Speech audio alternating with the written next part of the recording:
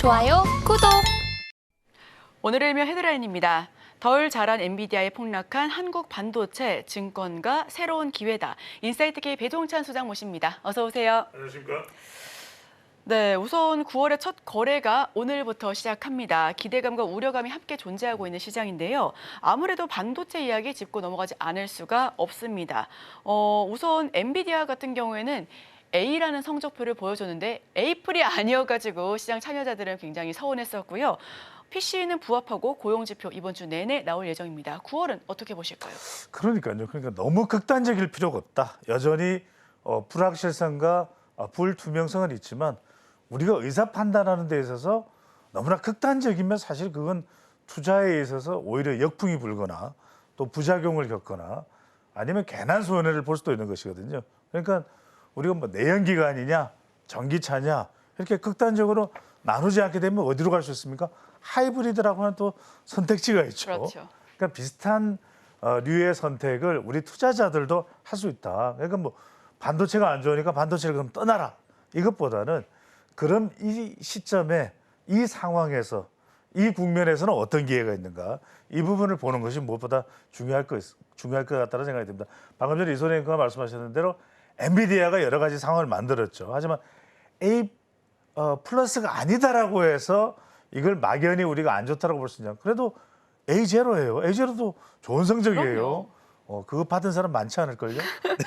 네. 그래서 기대에 미치지 못한 엔비디아가 국내 반도체 기업들의 주가를 흔들었는데 그만큼 이제 주식시장은 상징성 또는 어떤 지표가 기준이 되느냐가 무엇보다도 중요할 수밖에 없다는 것인데요. 인공지능 반도체 시장의 성장세는 확인할 수 있었으나 이제 성장 속도가 이전처럼 빠르지 않다. 그러니까 워낙 기대감에 부풀었던 거죠. 그러다 보니까 그 기대에 비추어 보면 상대적인 좀 박탈감이 있었다. 에이, 이 정도는 아닌데 더 나왔어야 되는데 이런 판단일 수는 있겠지만 그렇다고 해서 성장 안 하는 건 아니다. 그러면 우리가 이 성장 동력인 반도체를 피해서 어디로 가겠습니까? 그건 아니기 때문에 여러분들이 무엇이 기준이냐라는 것은 분명히 볼 필요가 있고 너무 극단적인 선택을 하지 않는 것이 무엇보다도 9월, 10월, 11월까지는 필요하다. 왜냐? 미국 대선이 있죠. 또 아직 중동 사태도 있고 러우 전쟁도 완전히 결론나지 않았기 때문에 여러 가지 상황의 지표라든지 미국 연준이라든지 또 일본의 엔저라든지 이런 상황들을 골고루 좀 종합적으로 감안할 필요가 있을 것 같습니다. 자, 외국인 투자자를 중심으로 해서 우리 시장에서 좀 자금이 이탈한 걸 확인할 수가 있고요. 증권가에서는 올 상반기와 같은 이제 반도체 테마 초강세, 뭐 올 상반기는 그렇습니다. 엔비디아와 관련된 거냐, 하여튼간에 이 소식으로 모든 걸 지배를 하다 보니까 워낙 영향을 많이 받았겠지만 이런 주가 조장이 또 다른 매수의 기회가 될 수도 있다는 것, 이 점도 우리가 놓치지는 말아야 될 것 같습니다. 자, 다시 한 번 말씀드리면 엔비디아의 2분기 매출이 그럼 나쁘냐? 전년 동기 대비 122%예요. 오르기는 올랐거든요. 그런데 이제 기대만큼 올랐느냐? 300억 달러도 실적 돌파를 했는데 이런 거죠. 아까 말했던 이소래 앵커의 말씀이 맞습니다. 330억 달러 기대했는데 거기에 미치지 못하니까 시큰둥한 반응이 나오고 있다. 이렇게 이제 볼 수는 있습니다만 그럼에도 불구하고 엔비디아의 성장 가능성 그리고 향후 AI 반도체 시장의 확장성 이걸 의심할 수는 없다라는 거죠. 그래서 폭발적인 성장을 기대하기는 어렵지만 이 AI 거품론은 좀 너무 섣부르다라는 말씀을 드려야 될 것 같고 그런 어떤 AI 거품론이라고 하는 분석 또 기대에 미치지 못했지만 엔비디아의 향후 실적 전망치가 더 오를 수 있다라고 하는 전망도 있기 때문에 다시 한번 말씀드리지만 오늘 제가 강조드리는 것은 투자자들이 제일 하지 말아야 될 것이 극단적인 선택이에요.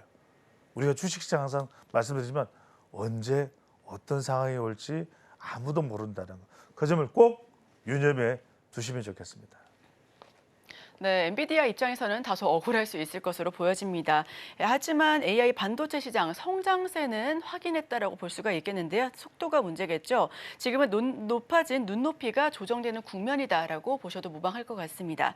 자, 그렇다면 이런 상황에서 오늘의 일면 키워드 살펴보도록 하겠습니다. 어떤 키워드 뽑아볼까요? 그렇습니다. 대형주가 좀 위기가 있느냐 이렇게 말씀하실 말씀을 드릴 수도 있겠지만 그러니까 우리 시장에서의 넘버원, 넘버투 그럼 뭐겠습니까? 삼전, 그다음에 SK 하이닉스 다 또 반도체와 관련돼 있거든요.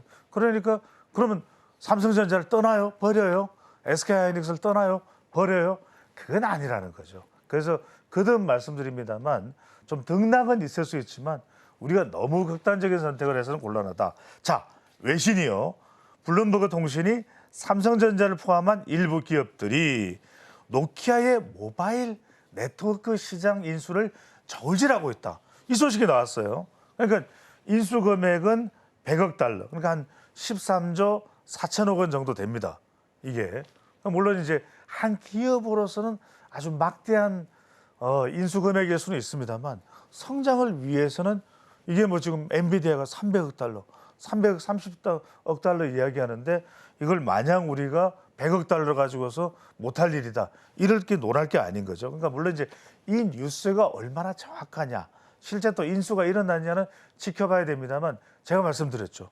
그냥 막연히 생각하면 삼성전자 이제 재미 못 보는 건가? 아닙니다.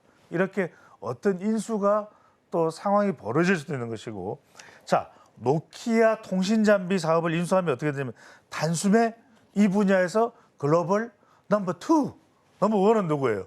중국의 하웨이. 그런데 자, 트럼프 대통령이 되든 지금 카멀라 해리스 후보자가 대통령이 되든 그러면 통신장비 미국이 보안 시스템에서 제일 중요하게 생각해 통신장비는 중국과 하웨이 더군다나 될까요? 안 될까요? 안 된다. 그러면 삼성전자가 노키아를 뭐 인수할지 어쩔지 지켜봐야 됩니다만 글로벌 넘버 2로 오르면은 삼성전자를 더 확대하라. 이런 이야기가 또 나올 수도 있습니다.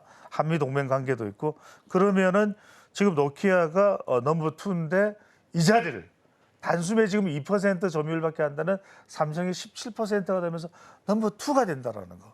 이것도 여러분들 좀 유념을 해둘 필요가 있다. 참고를 해둘 필요가 있다.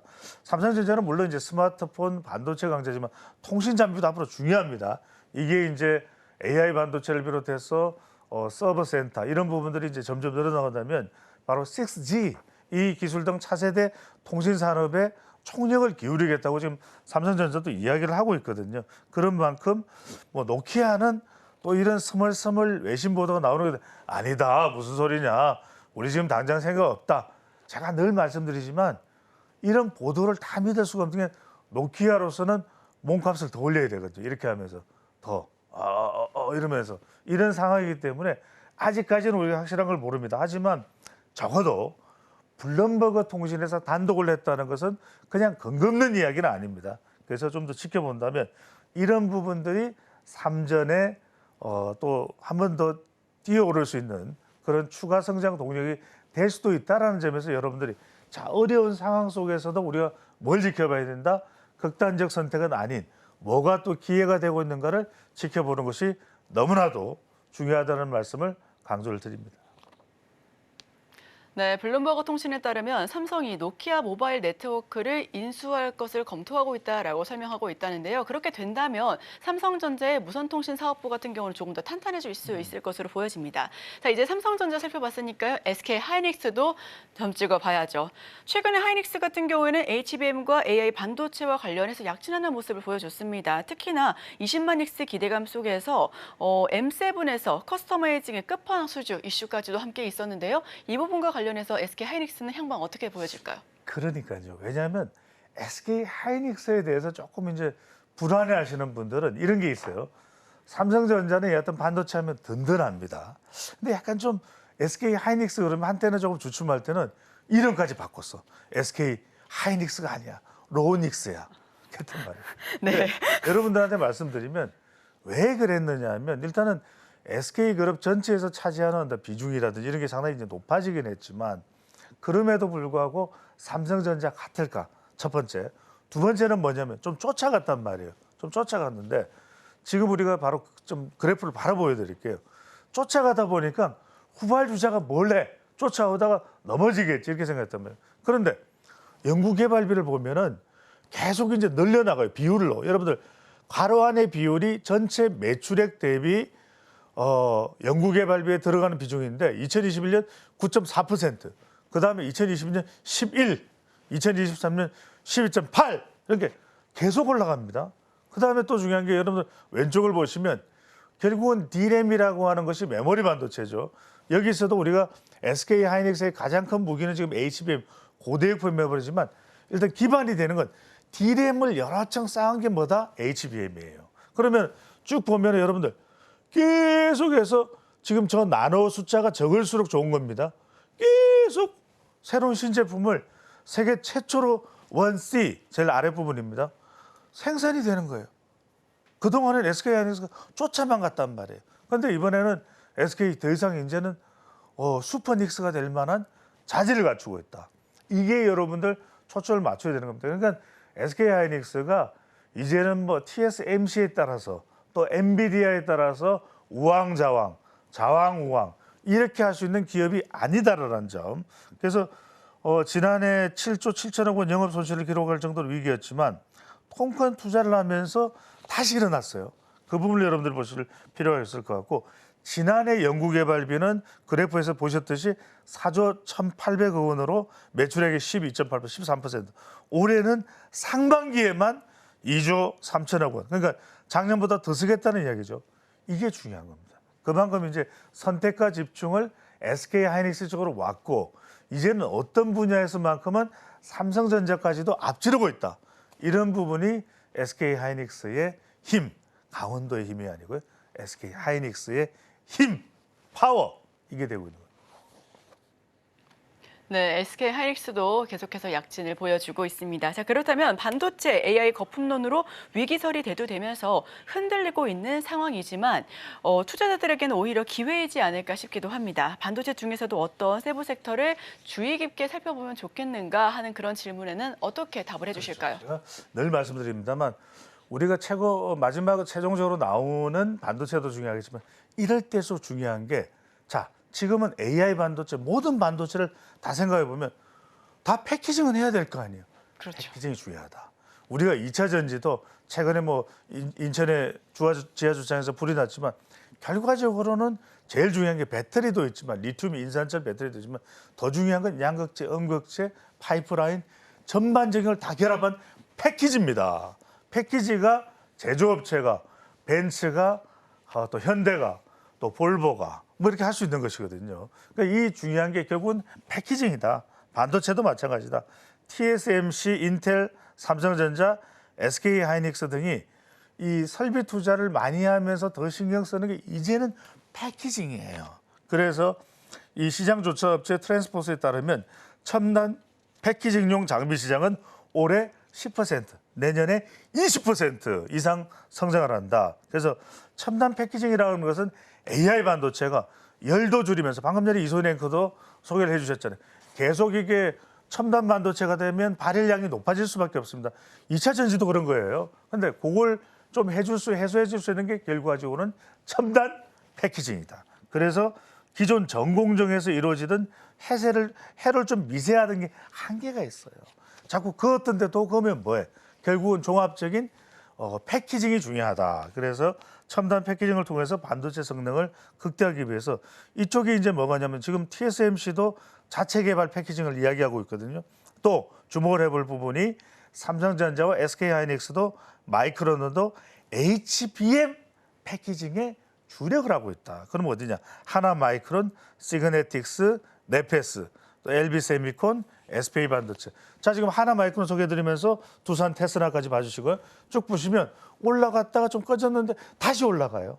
다시 좀 꺼지긴 했습니다. 하지만 거듭 말씀드리는 것이 이제는 올라갔다가 내려왔지만 패키지 전반적으로 좀 탄력을 힘을 받고 있다는 점에서는 이런 첨단 패키징 관련돼서 관여된 기업에 주목을 해보실 필요가 있고 또 하나 주목을 할 것이 이제는 차세대 반도체입니다. 자, 엔비디아의 프로세스 유닛이 뭡니까? GPU. 그다음에 이제는 우리가 신경망 쪽에 들어갑니다. 주로 이제 여러분들 인공지능에서 학습을 기반으로 하는 것이 GPU. GPU는 학습입니다. 그럼 추론하는 거, 이른바 학습을 한 거, 데이터 이 딥러닝을 통해서 뭔가를 끄집어내는 거, 답변을 끄집어내는 건 뭐다? NPU. 이게 이제는 차세대 반도체로 가고 있다는 것. 이 부분도 여러분들이 좀 받을 필요가 있다. 즉, 한 단계 더 뛰어오른 반도체는 뭐냐? 그러면서 발열량도 줄수. 학습이라는 것은 데이터량이 무한합니다. 그러다 보니까 조금 더 첨단화되고 HBM으로 쌓아야 되고 이러다 보니까 열이 많아, 열받아. 그런데 이걸 좀 줄여줄 수 있는 것이 NPU로 가는 겁니다. 한번 보시죠. 그래서 미국도 한국도 미국의 경우에는 제레브라스, 그로크 이렇게 해서 LPU가 이제는 이야기가 되고 있는 상황이고 이것이 결과적으로는 답을 끄집어내는 추론이죠. 추론. 그다음에 국내에서는 리벨리온과 퓨리오사. 요즘에 퓨리오사가 좀 주목을 받고 있어요. 퓨리오사 AI. 그러니까 이렇게 어려운 국면에서는 기존의 GPU, 엔비디아도 또 AMD도 뛰어넘는 NPU로 가보자. 이런 게 좀 더 하나의 기회가 물론 아직까지는 시장이 무르익지는 않았습니다. 참고적으로 우리가 이런 시장도 볼 필요가 있을 것 같습니다. 좋아요, 구독.